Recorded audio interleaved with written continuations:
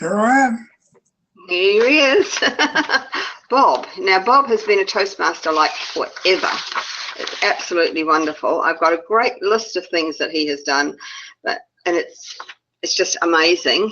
This is his second icebreaker in 58 years, which I'm actually surprised about because quite a few people over that time do their icebreakers, at various other times, not just only twice. So that's quite interesting.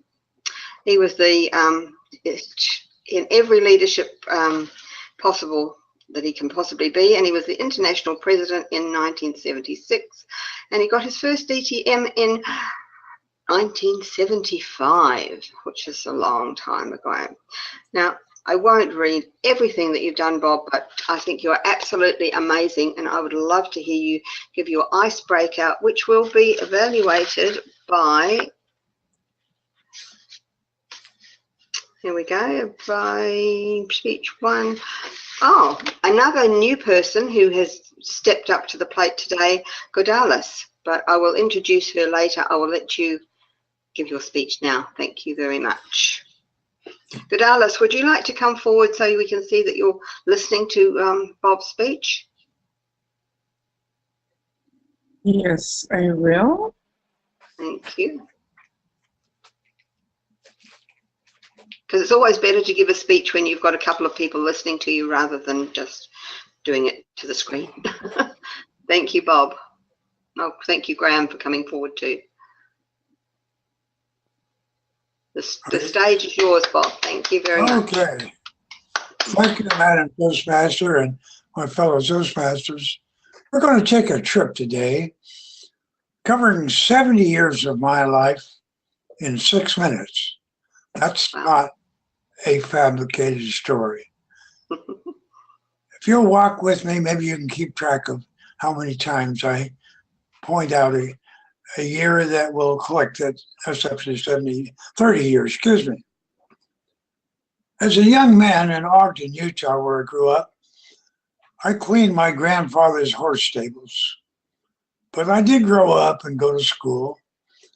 And in 1942, when I was finishing my third year of college at Utah State, I joined the United States United States Marine Corps Officer Candidate Program and went on active duty on 1st of July of that year.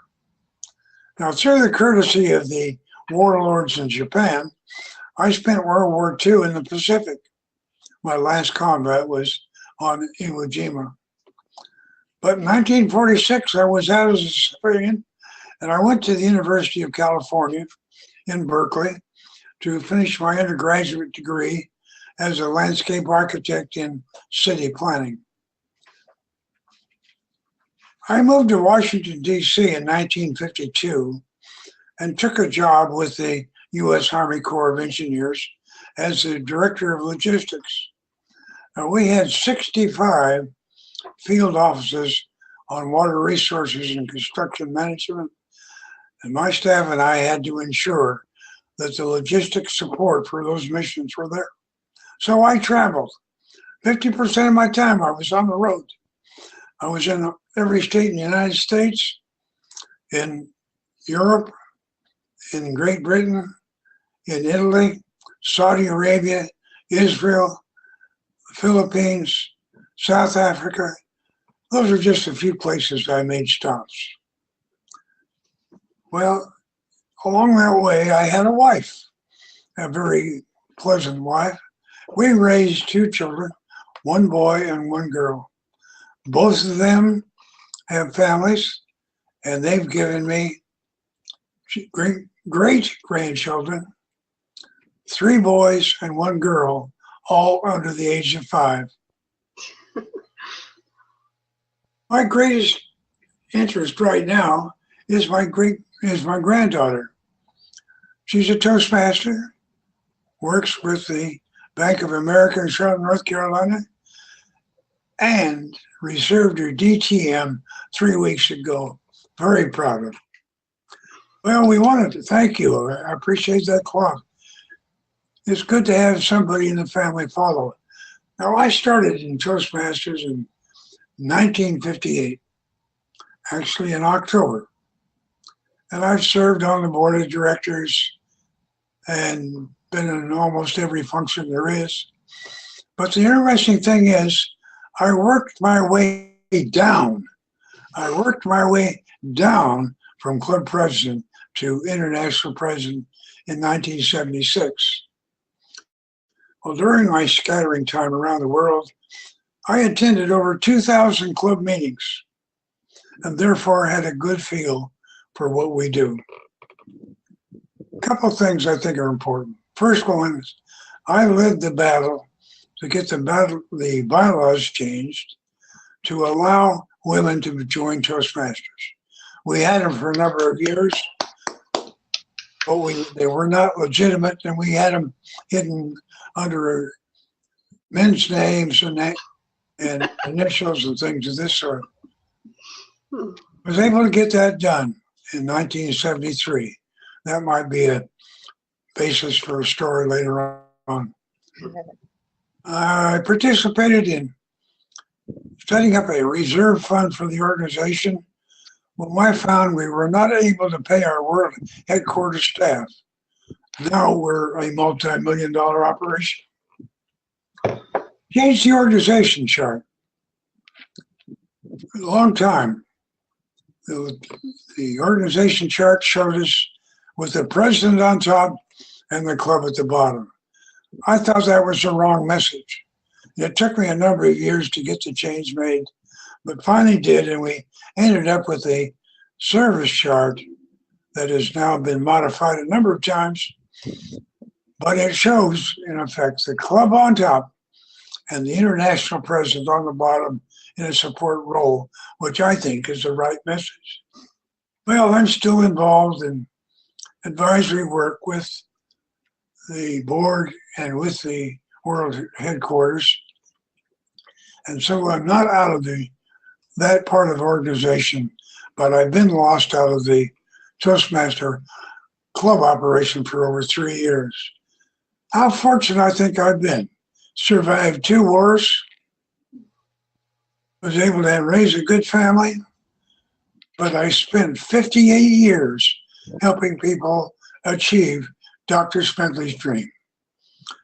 Well, 70 years and 6 minutes, maybe I did it in less, but it's been a great day, and I thank you, Madam Toastmaster. Thank you, Bob. That was pretty amazing to sum up all those years in 6 minutes. In fact, it was less, it was more like 5 minutes. Well done. The red come up now, so we're exactly on time. Lots of Toastmaster experience there. You know exactly how to do it. Thank you very, very much. Now we're getting on to the other side of the meeting where we evaluate everything that has happened so far.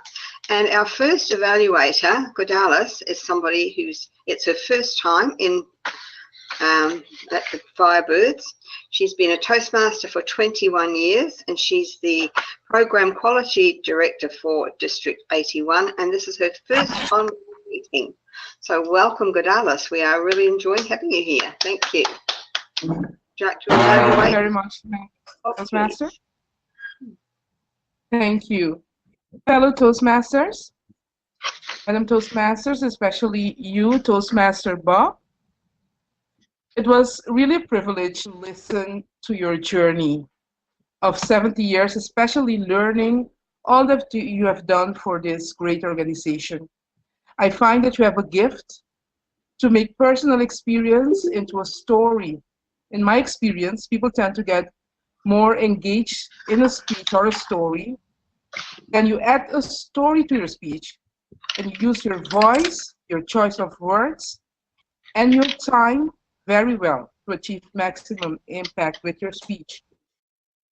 The title of your speech fitted very well with the content, and the organization, I felt that I was listening to an actual trip.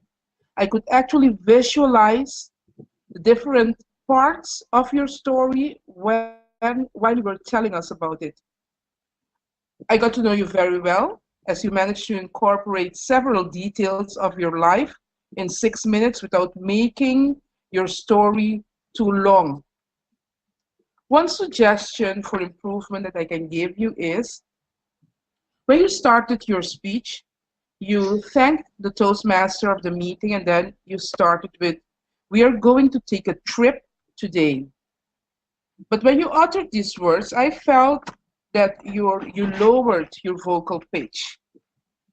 A specific recommendation that I can give you is once you greet the Toastmaster of your meeting, you can take a very short pause of maybe 2 seconds and then start with your introduction. Or you can start with your introduction and after your introduction, before starting with the body of your speech, you acknowledge the Toastmaster and then continue with your speech.